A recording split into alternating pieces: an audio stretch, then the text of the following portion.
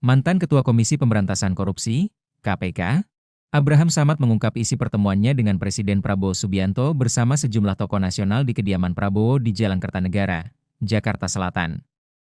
Pertemuan yang berlangsung selama kurang lebih 5 jam itu membahas beragam isu strategis, mulai dari arah kebijakan pemerintahan, pemberantasan korupsi, reformasi kepolisian, penyelamatan sumber daya alam, SDA, hingga posisi Indonesia dalam dinamika geopolitik global.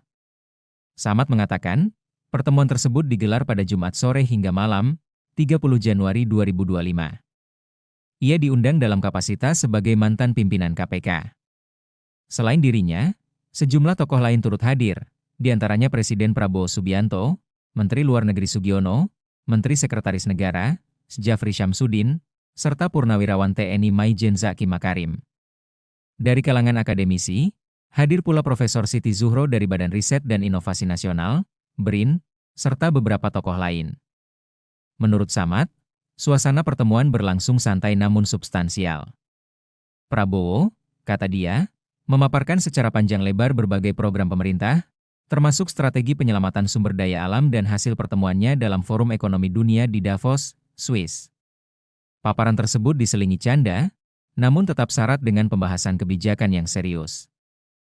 Dalam diskusi itu, Prabowo juga meminta pandangan Samad terkait upaya meningkatkan Indeks Persepsi Korupsi, IPK, Indonesia. Samad menegaskan bahwa pemberantasan korupsi selama ini belum menyentuh akar persoalan. Karena itu, ia mendorong perlunya peta jalan atau roadmap pemberantasan korupsi yang lebih komprehensif dan efektif. Ia merujuk pada United Nations Convention Against Corruption, UNCAC, yang, menurutnya, menekankan 4 aspek utama dalam penilaian dan upaya pemberantasan korupsi, yakni penyuapan pejabat asing, foreign bribery, perdagangan pengaruh, trading in influence, pengayaan elit atau penyelenggara negara, elite enrichment, serta suap di sektor swasta, commercial bribery.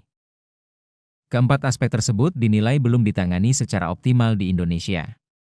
Samad juga mengungkapkan bahwa Prabowo sempat mempertanyakan mengapa KPK tidak lagi sekuat dan seefektif seperti pada masa-masa awal berdirinya.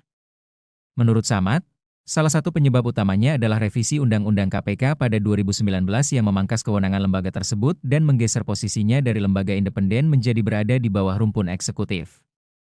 Selain soal regulasi, ia juga menyinggung persoalan rekrutmen pimpinan KPK pada periode sebelumnya. Samad menilai proses seleksi kala itu mengabaikan masukan masyarakat, termasuk peringatan mengenai integritas calon pimpinan. Menurutnya, pengabaian tersebut berdampak serius terhadap merosotnya kredibilitas dan kinerja KPK. Samad turut mengkritik pelaksanaan tes wawasan kebangsaan, TWK, yang berujung pada pemberhentian 57 pegawai KPK. Ia menilai TWK merupakan rekayasa pimpinan KPK saat itu untuk menyingkirkan pegawai-pegawai yang justru memiliki integritas dan rekam jejak baik dalam pemberantasan korupsi. Isu reformasi kepolisian juga menjadi salah satu topik utama dalam pertemuan tersebut. Samad mengatakan, seluruh tokoh yang hadir sepakat bahwa reformasi Polri merupakan sebuah keharusan demi memperkuat penegakan hukum dan kepercayaan publik. Pembahasan lain yang tak kalah penting adalah penyelamatan sumber daya alam. Samad mengaitkan hal ini dengan pembentukan Satuan Tugas Penertiban Kawasan Hutan, Satgas PKH. Ia mengungkapkan bahwa upaya serupa pernah dilakukan pada masa kepemimpinannya di KPK, meski saat itu belum terwadahi dalam bentuk Satgas khusus. Menurutnya, penyelamatan SDA dapat menjadi pintu masuk penting dalam pemberantasan korupsi sekaligus meningkatkan pendapatan negara. Dalam konteks hubungan internasional, Prabowo juga menjelaskan alasan Indonesia bergabung dalam Board of PAC yang dibentuk Presiden Amerika Serikat Donald Trump. Menurut Samad, Prabowo menegaskan bahwa keikutsertaan Indonesia bukanlah keputusan yang bersifat mutlak. Jika ke depan keanggotaan tersebut justru membawa mudarat, khususnya bagi rakyat Palestina dan Gaza, Indonesia siap menarik diri. Di akhir pertemuan, Samad menyampaikan bahwa Prabowo menegaskan komitmennya untuk berperang melawan oligarki yang merusak dan mengeruk keuntungan dari sumber daya alam Indonesia. Prabowo, kata Samad, berjanji akan mengejar siapapun yang terbukti merampok kekayaan negara tanpa kompromi dan tanpa negosiasi. Pertemuan maraton di Kertanegara tersebut, menurut Samad, mencerminkan upaya Prabowo untuk menyerap pandangan kritis dari berbagai tokoh sekaligus menegaskan arah kebijakan strategis pemerintahannya ke depan, khususnya dalam agenda pemberantasan korupsi dan penyelamatan kekayaan negara. Jangan lupa subscribe ya!